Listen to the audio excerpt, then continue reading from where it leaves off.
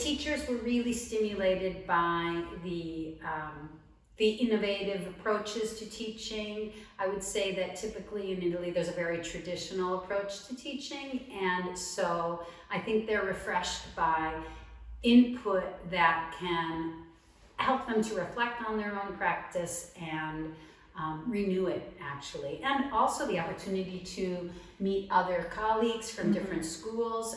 In this course, I actually put them in group work together with the same level of instruction. So high school teachers were working together, primary school teachers were working together. In each group, there was a language teacher that was supporting them in developing a module that they could use in their own classes. They were all thinking about the specific classes that they teach and the children that are in those classes or the students that are in those classes. Yes, I think it's a very practical course, and that's why it's so valuable, because the people who do the course come away with, I think, new ideas, new methods, and I think they can see the difference immediately in their teaching.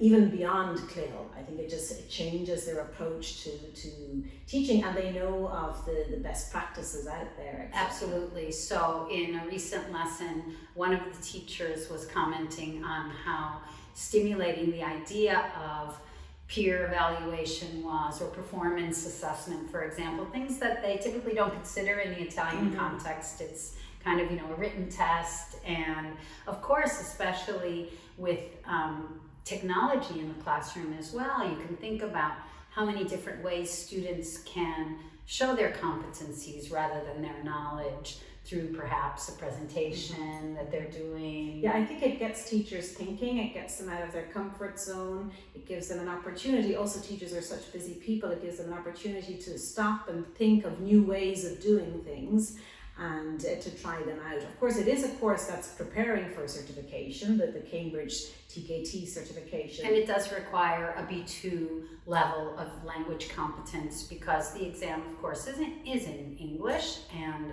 in order to sort of interact with the exam effectively, you do need a quite competent level. But it's a multiple choice exam, and it's essentially about the methodological knowledge that is required in order to pass the exam. Yes, there isn't a pass or fail as such. There are different bands. So from That's right. 4, yes. That's right. So it's actually not a difficult exam, but there is the exam element. They have an hour and 10 minutes, I think it is, for 80 multiple choice questions. It's challenging. It's challenging. And it's also the B2 level, I think, is important because it's not a language development course. It's a course where the focus really is on methodology. And if participants are struggling with language, they're not going to get as much out of it as they could.